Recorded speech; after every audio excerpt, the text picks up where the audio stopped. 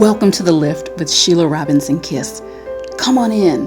There's always a special place set aside for you here where you can relax, kick up your heels, pour yourself a nice, refreshing drink, and prepare to be lifted and soar.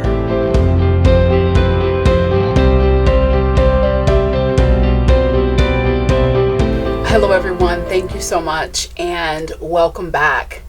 Mentally or intellectually challenged, emotionally disturbed or evil, knowing the difference. That's what this video is about. You know, we live in a world that's filled with so much variation. And if you attempt to approach all of your relationships and the people you meet with a one-size-fits-all mentality, you're going to run into some issues and problems. So I'm making this video because I really want to explore the distinction and the variation between people who are intellectually or mentally challenged, meaning they're lacking knowledge and information, people who are emotionally disturbed, or evil. Okay, there is a distinction there. And one caveat, when I say mentally or intellectually challenged, I don't mean people with organic brain issues, such as mental retardation or brain injuries. That's not what I'm referring to. And I think you'll understand more as we move along in our brief program today. So again, I want to draw some lines of distinction for you with examples. Let's deal with someone who is intellectually or mentally mind challenged. This could be a person who has a lovely, warm, kind heart, but they are missing vital information about the world, about their behavior, or about themselves that really continues to trip them up. So I want you to imagine a human being as a huge, giant puzzle. And let's imagine that their heart is intact, but they're simply missing certain components and pieces really to function as a whole and healthy human being. I want to give you an example of what this could look like. It's relevant. I worked with a young lady who was beyond, she was far beyond talented. I hadn't seen anything like this. An amazing musician, and she would have never even made her way into my office had her doctor not ordered her to do just that. Although she was a stellar performer, this woman had absolutely no balance. She would practice this instrument 9-10 hours straight, oftentimes with no breaks, no lunch breaks, no affiliation with friends or family, to the point of exhaustion, which is why she was hospitalized. She got sick multiple times because she fundamentally, this piece called balance, that was her missing puzzle piece. She suffered and her relationship suffered. And I can tell you, a lovely person, but when that piece was restored, her intellectual challenge and her mental challenge in terms of relating with herself and others, she got that information, and the quality of her life shot up by leaps and bounds. I mean, you only know what you know, and you don't know what you don't know. This is why it's so important to constantly infuse your life with new, fresh, vital information and plug it in once you get it. And once you know better, we do better. It's just that simple. Now, you could imagine her going through this life with this level of imbalance and what that did to her relationships. She had a ton of broken relationships because there was just no balance or reciprocity there. So how do you deal with a person who may have this lack of information, which leads to an intellectual or mental challenge in terms of their behavior. How do you deal with them if they're in your life and you're frustrated? Well, there's no real easy answer, but one of the things I'd like you to think about is leading with compassion. And leading with compassion doesn't mean that you lay down and take anything. It just means that you look at a person and say, hey, there's clearly a challenge here. Maybe I'm not going to spend as much time as I would want to with this individual, but I can at least look at them as a person who just hasn't put some of the vital pieces of their life together. Also, we miss out on so many rich, gorgeous, teachable moments. There is something called teachable moments in life. And if you are in a position in someone's life where you can teach and you can share information that may help them, their lives, by God, I feel that it is an obligation and a responsibility to share that information with them. And sometimes people are not ready and open to receive it, but if they are, your information could click that missing puzzle piece in.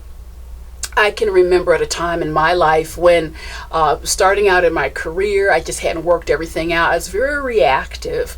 I would feel the emotion and just run with it. Whatever come out of my mouth, behavior that was not always the best behavior at that particular moment.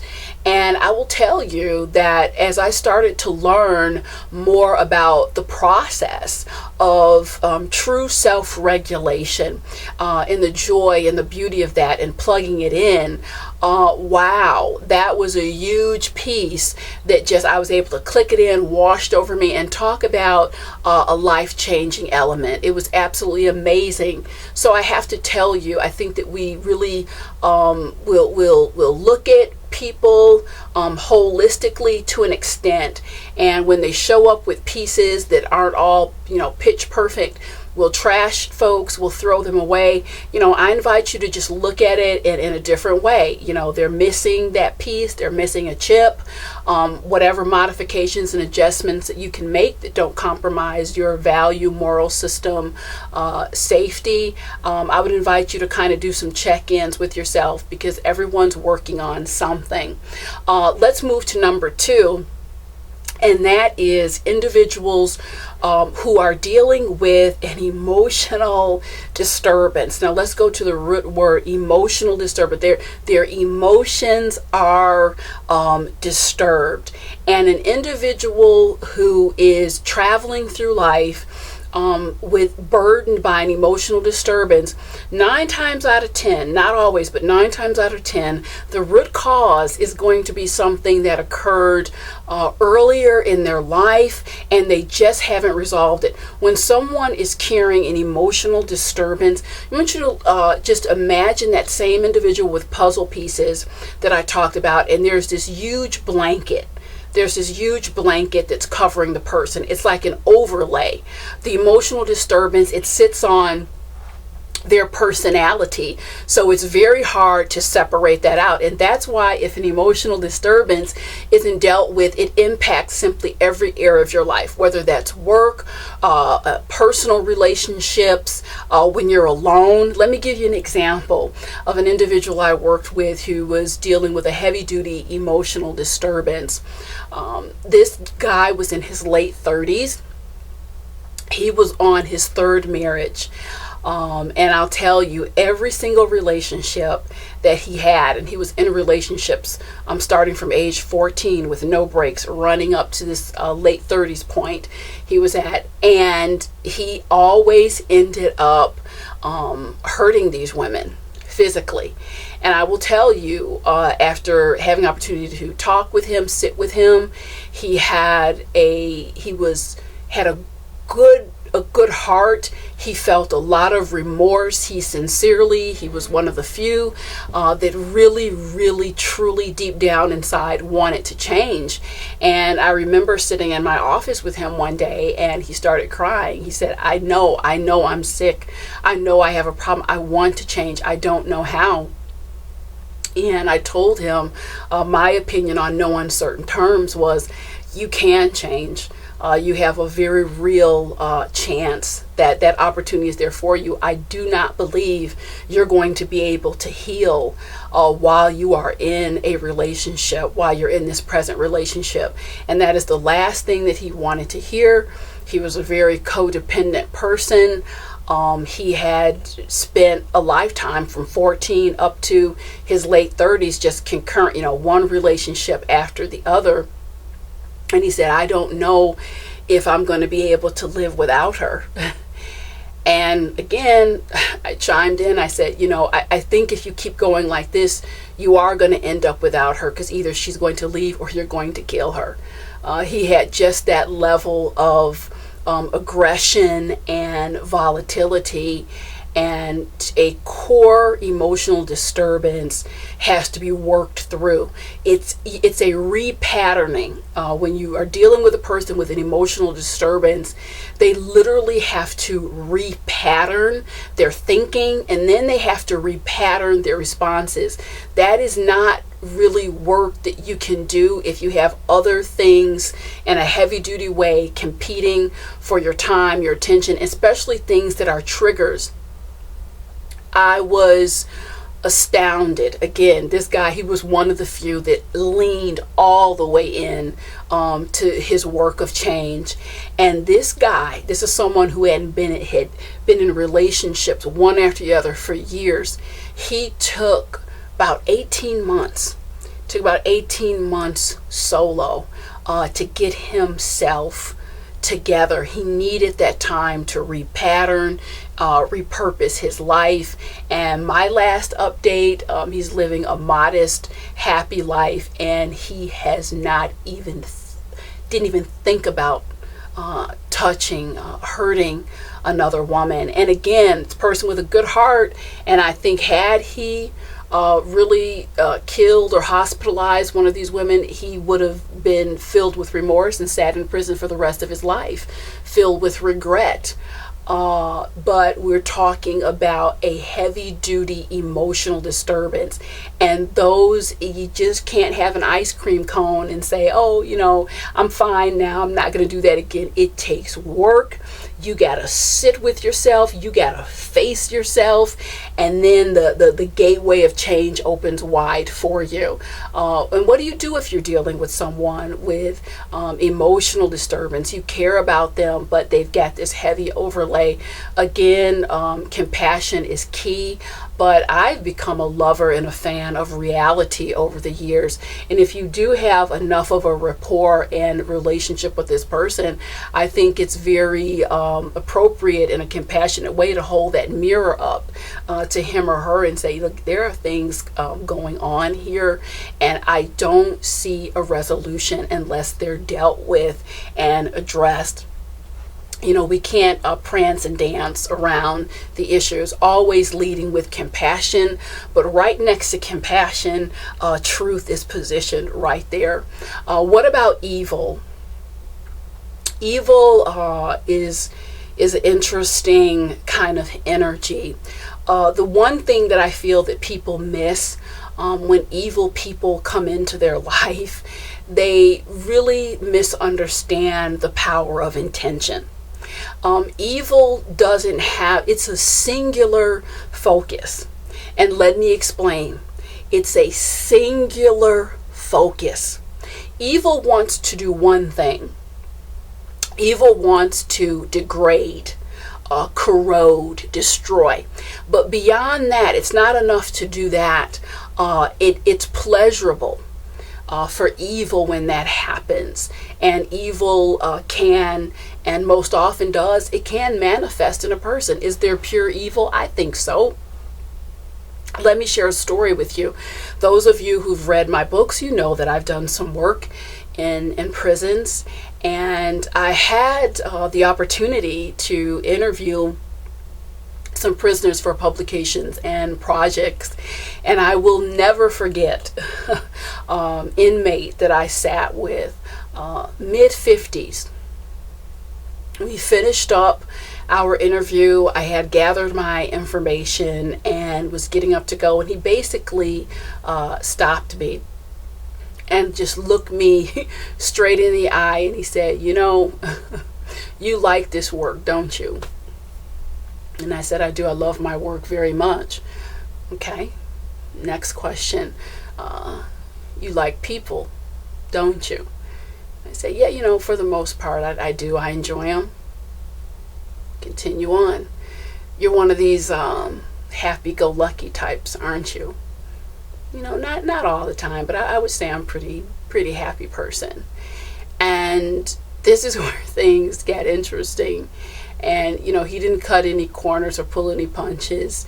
And he says, and I hate that. I hate that about you. Okay, if Satan is opening up, let's continue the conversation. And so I asked him why. And this is what sent chills down my spine. He said, I don't know. I don't know. And he was being sincere. He really was. And I knew in that moment, I called for the guy. I said, guard, interview's up, time's up, get me out. I knew in that moment, it was a moment of reckoning that if we were in different circumstances, he would have snapped my neck, no problem. This was a man who had committed atrocious crimes for a very, very long time. This stuff started when he was early, and when I tell you that there was no trace of remorse or consciousness, there was not. And you all know that I'm a believer. I believe God is. There's no one who's beyond redemption. What I'm going to tell you is this about evil. And when it shows up in your life, and you will know when it shows up, if you're paying attention, you will know, because there's a level, the destruction is absolute. There's a degradation without any resonance of sadness, guilt, remorse. And it doesn't happen once, it doesn't happen twice, it's over and over again. And my advice to you, when you experience that and see that, run the hell away. Because the level of destruction that these individuals can cause, there's not enough storage space on YouTube or any other platform to describe what I've seen over the years and experienced at one point in my own life. I ran into one person who was maybe Satan's son, I'm not sure, but that carnage, it takes a long time to piece that together, because when they go in for the jugular, for the kill, so to speak, it's not for practice. It's not for practice. So when that energy enters your life, you can be compassionate. Pray, and once you get into safety, don't stand there and look it in the face and pray. Pray once you get yourself to safety. I hope that this video has made a difference and given you some things to think about. And thank you so much. Stay lifted. I'll see you next time.